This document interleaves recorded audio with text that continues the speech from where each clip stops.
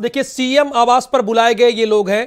कुछ लोगों को चूंकि लौटा भी दिया जा रहा है। देखिए बेबी रानी मौर्य, ब्रजेश पाठक, जयवीर सिंह, स्वतंत्र देव सिंह, भूपेंद्र चौधरी, जितिन प्रसाद, इनमें से देख लीजिए स्वतंत्र देव सिंह भी परिवहन मंत्री रहे थे, बाद में प्रदेश अध्यक्ष बनाया गया था। वही चीजें, वही तस्वीर सामने आ रही है। जितिन प्रसाद प्राविधिक शिक्षा मंत्री थे। अब आ जाइए इस लिस्ट में जेपीएस राठौर मंत्री बनेंगे, अनूप वाल्मीकि मंत्री बनेंगे, बलदेव औलख भी मंत्री थे ही, एके शर्मा को इस बार मंत्री बनाया जाएगा। ये नाम भारत समाचार पर सबसे पहले आपको दिख रहे हैं। ये सीएम आवास पर मौजूद है। ये सारे लोग जिन्हें बुलाया गया, जेपीएस राठौर, अनूप वाल्मीकि, बलदेव औलख, अरविंद कुमार शर्मा, ये मंत्री बनेंगे। और एक बार फिर से लिस्ट आपको आ गई। धर्मवीर मंत्री बनेंगे, असीम अरुण मंत्री बनेगी, प्रमिला पांडे मंत्री बनेंगी, बलदेव औलख मंत्री बनेंगे। चुनाव जब था तो यही प्रदीप जी थे। प्रमिला पांडे जी जब बटन दबा रही थी कमल का तो वो फोटो भी वायरल हो गई थी, एफआईआर भी हो गई थी, लेकिन मंत्री बन रही हैं। ये भी मंत्री बन रही हैं। असीम अरुण भी मंत्री बन रहे हैं, धर्मवीर भी मंत्री बन रहे हैं, बलदेव औलख भी मंत्री बन रहे हैं। ये सभी सीएम आवास बुलाए गए हैं।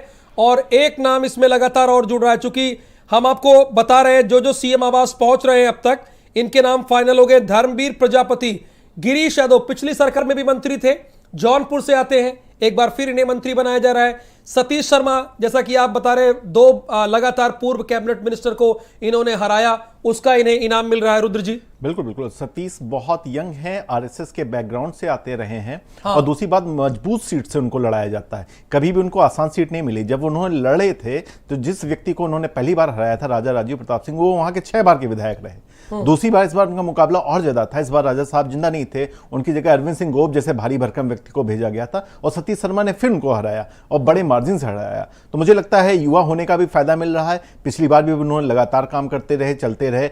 अयोध्या से सटी हुई सीट है, ये तमाम समीकरण सतीश शर्मा के ऊपर फिट बैठ रहे हैं। मुझे लगता है इस वजह से भी सतीश शर्मा का मंत्री बनना तय था। लेकिन जिस तरह पहली ही लिस्ट में उनका नाम आ रहा है, निश्चित तौर पर उनका कद बढ़ेगा। बाराबंकी को पिछली बार प्रतिनिधित्व नहीं मिला था, तो मुझे लगता है ये वजह भी हो सकती है कि इस बार पहली ही लिस्ट में उनको शामिल कर लिया गया है।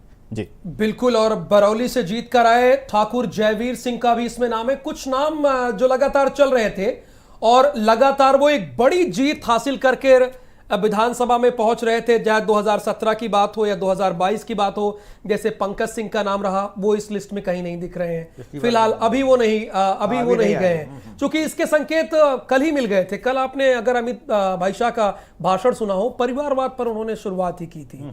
तो जब वो अपने भाषण में इस तरह का जिक्र कर रहे हैं तो उसी से समय लग गया था कि उनका नाम इस बार नहीं आने वाला है, कि वो क्राइटेरिया रहा हो। क्योंकि शुरुआत ही उन्होंने उसी से की थी।